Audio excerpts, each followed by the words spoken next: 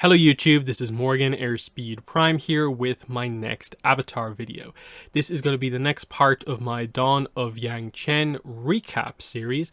This is going to be part 3 where I'm going to cover chapters 26 to 35. There will be one more part after this where I cover the remaining 6 chapters, I think it is, plus also bringing up some of the open questions from this book heading into the second Yangchen book, The Legacy of Yangchen. But just before we start with the recap here with chapter 26, let's do a little refresher on where we were at the end of the part 2 recap.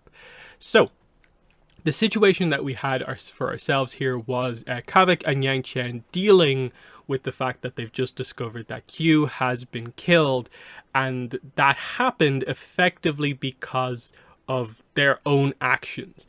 Giving Q the letter, the fake letter, that attached him to the Avatar, and that's what got him killed when he went to Zhongdu Han. So we also get Kavik confirming that he does want to be an Avatar companion, and we see that this has evolved from just being this more business relationship where he's Yangchen's errand runner to now truly she trusts him. He is an Avatar companion, and this is what he really wants to do. And they're all the more determined to find out what Unanimity is and stop what's about to happen, because people have died in the middle of all of this. So we'll jump in here with chapter 26, The Numbers Game. So Kavik has tea with Jujinta as they wait for the main mission to begin. He finally begins to get some information on his new partner. Jujinta explains that he left his family behind after committing a crime and now seeks forgiveness from the spirits. He is not incredibly invested in working for the association and has no particular loyalty to any of the people that he works with. Kavik wants to know what Jujinta did, what is the crime he committed. Jujinta says that he murdered his brother, and they're interrupted as the raid is about to begin. We then cut back to the details of this raid. What is this mission that Kavik and Jujinta are about to do? Unfortunately, Kavik and Jujinta are both going to have to be head kickers on this mission. This means they're going to have to be the thug-like errand runners who go in and basically just beat up innocent people. So they, along with other association members, are going to be going to the warehouses near the docks, and they're going to vacate the workers there. This is Chai-Si's response to the protests of the dock workers. They have staged a lockdown, so no shipments are coming in or out. And so thugs are going to be sent in to deal with those workers with violence. When Kavik explains this mission to Yangchen and the others, they are forced to say that Kavik is going to have to go along with this, even though they don't like the fact that he's probably going to have to hurt some innocent workers. But they need him to get in there and be involved in this mission because they need to find out what Unanimity is. And so him going in, getting to look around the warehouses in the process of this, means he actually has a chance to get a look at the logbook within the warehouse, which will probably have information on what Unanimity is. So Yangchen gives him a bison whistle so he can call her bison Nujian, just in case Kavik needs an emergency exit. They note that this is a last-ditch thing, because the second he uses this is the second it is fully revealed to everyone that Kavik is working for Yangchen. So it's the last-ditch thing here, the bison whistle. Kavik then brings up Jujinta to Yangchen, who surprisingly takes a bit of an interest in Jujinta and some of the details she hears about him, including the fact that Jujinta is surprisingly spiritual, and there's this specific symbol that he carves into things and seems to worship. We'll come back to this one later on with some details on Jujinta. But back to the warehouse. The info that they have suggests that there's only going to be 5 workers on the inside that they'll have to beat up. The association have 9 men on this mission, so they're expecting an easy time with basically double the amount of firepower here. So they sneak in, they notice that no one's around, but the warehouse is filled with shipping crates, which obviously haven't gone out yet. So there is a lot of areas they can't really see. And suddenly they are ambushed by 24 dock workers. Not 5, 24. And they're all huge because they seem to have forgotten that they're going to be fighting lifters, basically, dock workers, people who spend all day moving heavy shipping crates around, so they are very unprepared for the numbers and the size disadvantage that they seem to have. So the fight begins. Many of the other association members are taken out by the dock workers immediately as Kavik and Jujinta manage to scramble away. Kavik is confronted by 2 dock workers, but he uses the water that he brought in with him to take them out with no real issue.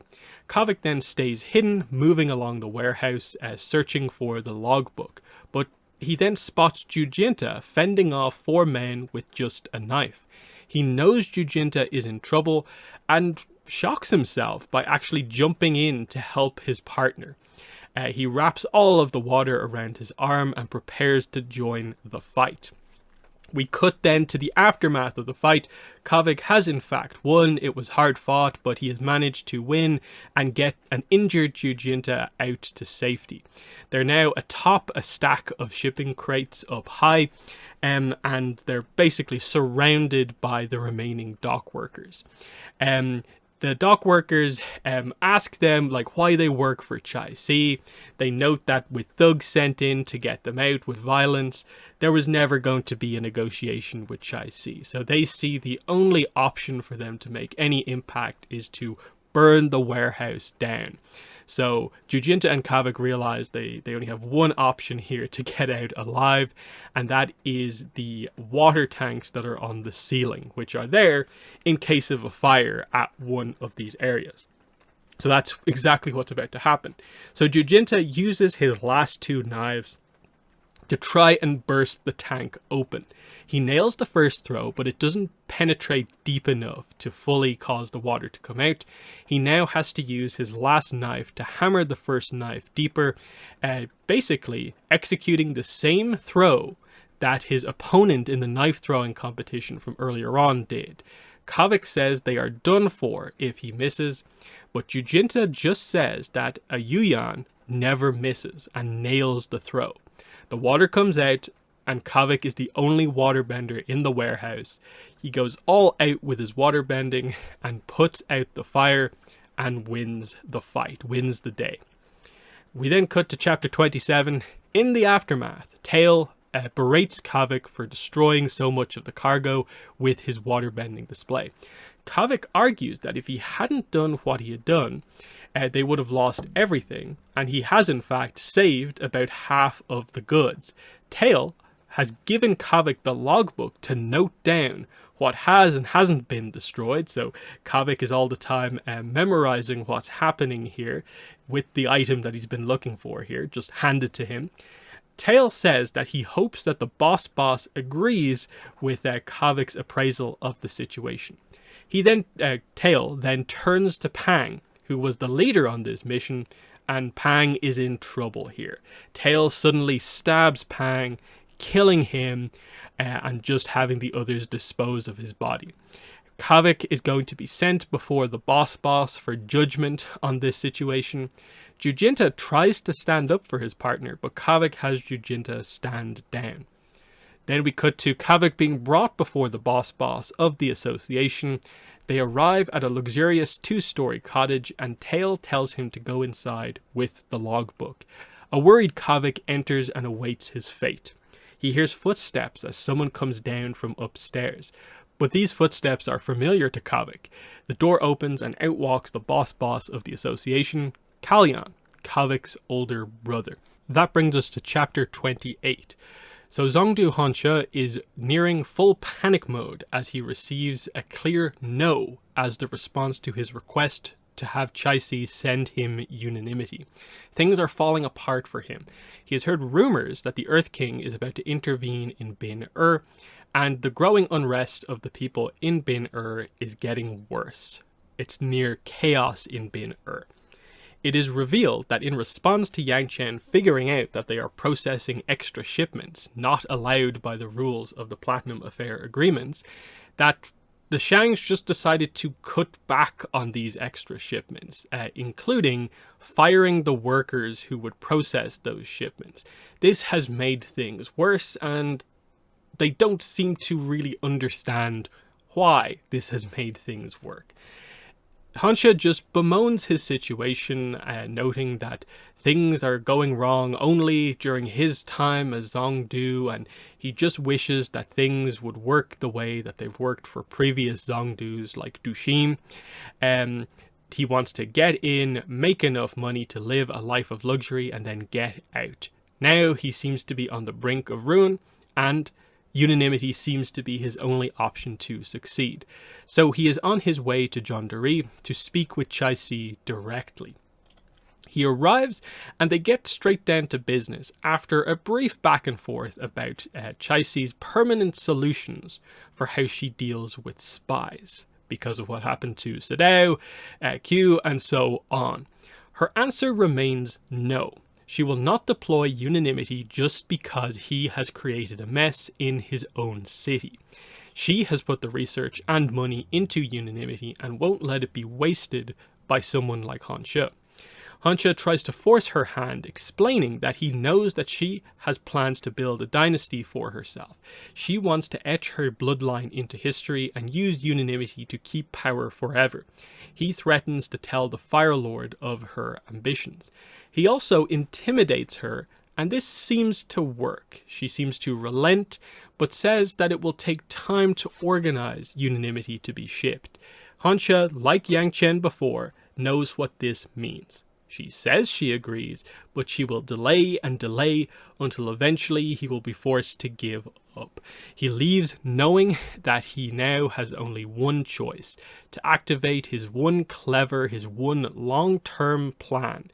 And that is to have Kalyan, his deep plant within Chai-Si's organization. He will be the one to get Unanimity to him as soon as possible. He sends the signal to Kalyan to meet up to discuss the plan. This brings us to chapter 29. Kavik screams and lunges at Kalyan, angry at his brother for abandoning the family. Kavik wrestles Kalyan to the ground, but Kalyan just lets it happen. When he has finally had enough, Kalyan easily reverses the situation, restraining Kavik. Kavik is furious that if his brother was here the whole time, he could have easily written to the family to say that he was okay. Kalyan responds that actually he couldn't do something as simple as that, because Chai-Si controls all of the information in and out of Zhongdu, and also because he actually works for Hansha, he doubly couldn't send any information back to his family. He then proceeds to tell Kavik his history from the last time Kavik saw him up to now. How did Kalyan end up in Zhongdu working for Chai-Si / Hansha? So, early on as an errand runner, he associated with other ambitious young people in Bin-Er. This was where he met Hansha, when Hansha was only a low-level administrator. Hansha took risks to advance, and Kalyan helped him to succeed. One of those risky plans was sending Kalyan overseas to Zhongdu to be a deep plant in the territory of another Zhongdu. Kalyan joined Chai-Si's association and quickly rose in the ranks and eventually became the boss of the association. Now, he has a say in things, including being able to make key decisions, including being able to make Kavik's mistake at the warehouse go away, because he sees it the same way Kavik does, that Kavik has saved half of the goods, not destroyed everything. So, because Kalyan is so deep undercover, this is why he couldn't communicate with the family. He also explains that it was only because of him that Kavik got into the association without being discovered by Chai-Si. He knows Kavik is working for the Avatar. He then takes the logbook from Kavik, but notes that Kavik has probably already memorized the whole thing, bemoaning his family's strong memorization capabilities. He says that he will kill Tail for giving Kavik the logbook and not doing the work himself. At this point, Kavik realizes that it must have been Kalyan who had Q killed. Kalyan worries that Yang Chen may push too hard and tear everything down, searching for answers. So, he wants Kavik to give Yang Chen a win to distract her, while he gets unanimity from Chaisi to Honshu. He won't tell Kavik what unanimity is, he just needs things to cool down and for Yang Chen to be out of the way. He wants Kavik to betray Yang Chen. Kavik wonders why he would ever do that. An angry Kalyan responds saying that he should do that because he owes Yang Chen nothing, and that he, Kalyan, is in a tough situation where he has to do this for Honshu or he will be found out as a plant and killed by Chai-Si. Kavik owes him this protection because he saved him in the past. This is what proves to Kavik just how much his brother has changed. Suddenly, Kalyan saving Kavik years ago, that debt is being called in, when especially among a close water tribe family, something like that should be never considered as a debt that needs to be repaid. Kalyan will give Kavik accurate but old information that will lead Yang Chen astray. That way Kavik can't be accused of lying by Yang Chen. He just had out-of-date information. What was he to do? This way he could also remain as her companion. Kavik again realizes that this is his brother only caring about having someone inside the Avatar's group. Kavik, shocked, emotional, guilt-ridden, reluctantly agrees to Kalyan's plan, his weakness showing through once again when it comes to his older brother. Kavik returns to Yang Chen, Akudan, and Taegum. He knows the ruse is going to work straight away.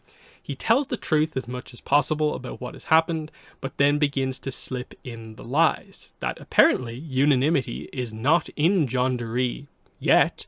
It is coming in from Port Tugok, one of the other Shang cities, on board a ship called the Sunbeam. Yang Chen moves to leave for Port Tugok immediately. She hugs Kavik, saying that she knew she was right about him. This just makes Kavik feel even more guilty. Kavik then spends the next 2 days at the association's safe house, trying to keep a low profile. He gets to know and understand Jujinta better during this time, seeing how remorseful Jujinta is for his crime, but noting that the one person who could forgive him is gone, especially since the spirits he prays to give him no answer. He then leaves Zhongdu for Bin-Er, aboard the actual ship carrying unanimity, his betrayal of Yang Chen complete. This brings us to chapter 30. Yang Chen and Nujian are heading south for Port Tugok. She is rushing to get there fast. As they enter the cold front, entering Southern Water Tribe waters, Yang Chen flashes back to what happened to Jetson on that fateful visit to the spirit world all those years ago. So we're in a flashback now. Jetson gives Yang Chen the basics of the spirit world. They can't bend since they've meditated into the spirit world, so only their spirits are in the spirit world. Their physical bodies are being looked after back in the physical world. To return, they need to focus on the idea of waking up, and that should return them to their bodies. They begin to explore the spirit world, noting how incredible it is, and eventually come across some Shishi spirits. Suddenly, Yang Chen is frozen in place in incredible fear. Jetson is confused. Animals have never scared Yang Chen before. They quickly realize that this isn't Yang Chen's fear, but the fear of a past avatar coming through Yang Chen. This fear is beginning to affect the spirits. The spirits begin to turn dark in response to this negative emotion, and Jetson has to act fast. She knows that she needs to get Yang Chen to safety, so she grabs a still frozen Yang Chen and makes a run for it, urging Yang Chen to think about waking up so she will wake up in the physical world safe. As they run, suddenly they are stopped by a river. They know that they'll never make it across with no bending in the spirit world. So Jetson knows that it's now or never when it comes to saving Yang Chen, and throws Yang Chen into the air, hoping that the falling sensation will wake her up. It does. In the physical world, Yang Chen is greeted by a panicked Sering and Dagmola. They ask Yang Chen what happened. This brings us into chapter 31. Jetson never woke up, and without her spirit, her body died. Jetson was honored by the temple as an elder and a companion of the Avatar for saving the Avatar in a moment of need. Yang Chen then researches, trying to figure out which Avatar was afraid of spirits and the spirit world, causing this incident to happen. But she finds nothing and stops searching for it, not wanting to blame someone else for what happened. She eventually manages to return to the spirit world, but can't find the area where this incident occurred. And she also can't seem to find the spirits that caused the incident. Then, back in the present, Yang Chen reflects on her recent discovery, what the Phoenix Eel spirits showed her. Jetson seems to be alive somehow, in the spirit world somewhere. She knows from her research that this is rumored to be possible. Surviving after death, leaving your body behind. She is determined that if Jetson is out there somewhere, that she will find her. But for now, she has a mission to focus on. Yang Chen soon arrives at Port Tugok. She knows she will have to use stealth to find out what she needs. So she lands Nujian far away from the city and enters on foot. Yang Chen uses airbending assisted speed to speed past guards and get in close to the dock. She soon realizes that she's being tailed by multiple guards. They are herding her in a specific direction. She knows she is going to have some fighting to do, and so, trying to protect her identity, she decides only to use earthbending when she fights. As the tails corner her, she uses some clever misdirection to deliver some quick earthbending strikes to the guards. All but one are knocked out, but the last guard happens to catch a look at her face and realizes immediately who she is.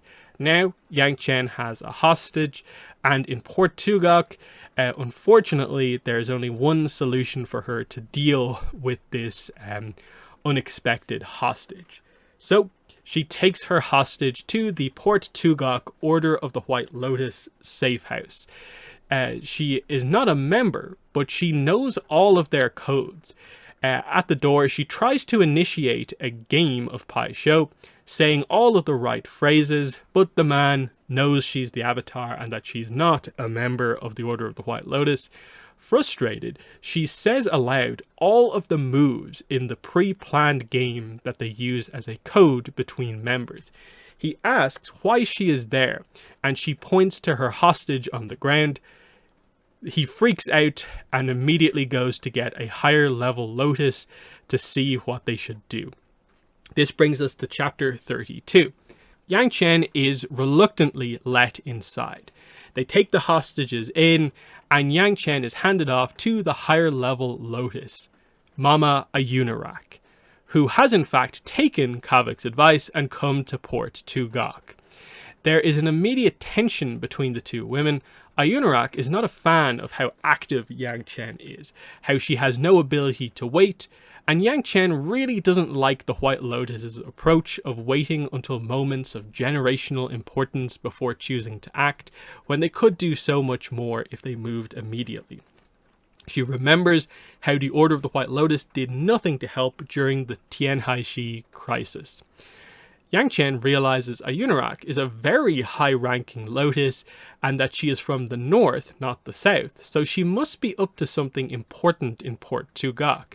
Yang Chen proposes they trade information, but Ayunarak cuts her off, shocked at how un-Avatar-like Yangchen is being. She calls Yangchen out for all the spying, deception, information trading, when, as the Avatar, and an Avatar with such a gift for communicating with her past lives, she could inspire people with the truths of the past and guide people to a new gilded era, since she technically experienced all of the old ones. Yangchen suddenly feels violated. Ayunarak knowing about her gift means that the Order of the White Lotus had someone keeping an eye on her in the Western Air Temple, since it is not a well-known thing across the world that Yangchen has a strong connection to her past lives. Worse than that is that she considers who this Order of the White Lotus spy might have been. Was it Sering? Was it Abbess Dagmola? What if it was Jetson? Yangchen struggles to believe these possibilities. Ayunarak can see how much this has hurt Yangchen, but Yangchen gets back to the point, addressing what Ayunarak actually said about her. She explains that she's already tried to use the wisdom of the past avatars. She has spoken to dozens upon dozens upon dozens of past avatars, seeking their advice and wisdom. She has witnessed their lives, spoke to them, asked questions, everything possible to gain information from her past lives using her gift. And she's come to one core conclusion from all of this. All of the past avatars had lives filled with regret, things they wish that they had done, and regrets from when they did nothing. The main takeaway being that no avatar ever wished that they had waited longer to deal with an issue. This is another reason Yangchen is the way she is. She doesn't want the same regrets as the past avatars. Ayunarak wants a new gilded era, but from everything Yangchen now knows, there never was a gilded era in the first place. With both women stunned by the revelations, Ayunarak decides to do what Yangchen wanted to do in the first place, information sharing. She explains that she is in the south investigating a spiritual disturbance, bright lights, and loud noises from the tundra nearby. They each realize they must both be investigating the same thing, given that they're both here investigating. Yangchen tells Ayunarak about Unanimity, as they both wonder just how connected their investigations seem to be. Yangchen with a mystery thing in Unanimity, and suddenly a spiritual disturbance that Ayunarak is investigating. This brings us to chapter 33. Mama Ayunarak is intrigued by Yangchen's information. She asks if Yangchen trusts the source of it. Yangchen says that she does. Yangchen wants to go straight to the location that Ayunarak is here to investigate, and they head off together on Nujian. They arrive at the area. It's covered in snow, but there are clear signs of activity, a large amount of evenly spaced out depressions.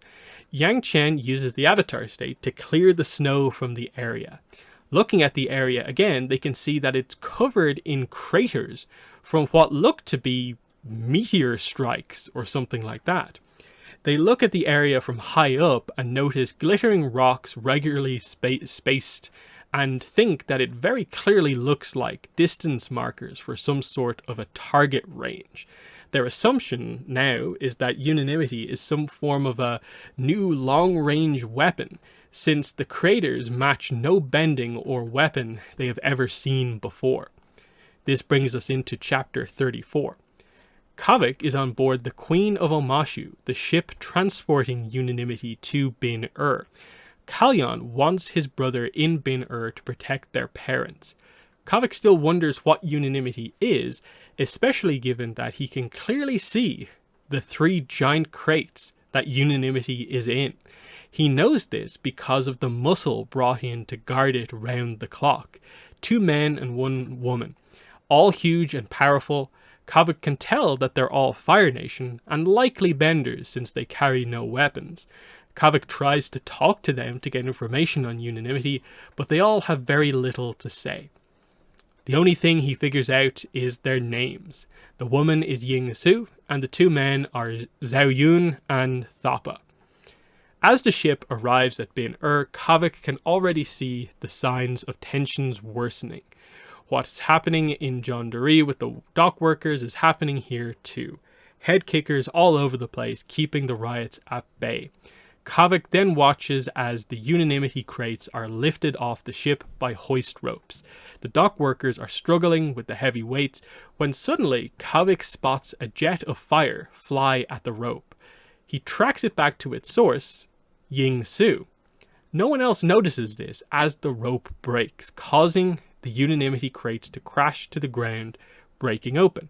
Unanimity is revealed to be a big pile of stones. Kavik then searches for Han She, who should be watching all of this in horror. But instead, he spots Han She walking off with the 3 guards in tow, all of them unconcerned. Kavik has figured it out. Unanimity was never in the crates. It was the people. Unanimity is the 3 guards, Yingsu, Zhao Yun, and Thapa. That brings us to chapter 35. Bin is in complete chaos as Kavik struggles through the riots and barricades throughout the city. The Earth King's forces are on their way. Things are going to get worse. As far as he is concerned, he has helped his brother. He now needs to bring Yangchen up to speed to save the city. He has to send a messenger hawk to her. Kavik goes to Boma, and Boma quickly organizes a messenger hawk, and Kavik writes the message. Days pass as Kavik waits for Yangchen to return to Bin He stays quiet, only occasionally leaving to scout for information on Unanimity. He then goes to try and see Mama Ayunarak, but finds out that she has left the city. He then breaks down in tears at the current situation, wondering when things will improve. At that exact moment, a sudden explosion rocks Bin Kavik, ears ringing, picks himself up and heads for his parents' house to see if they're okay. More explosions erupt, but this time he hears and sees them better. A pop-pop followed by a ball of fire and a ball of pressure. These are happening all across the city, causing panic. The explosions begin to clear the streets and break up the riots as Kavik makes his way to his house.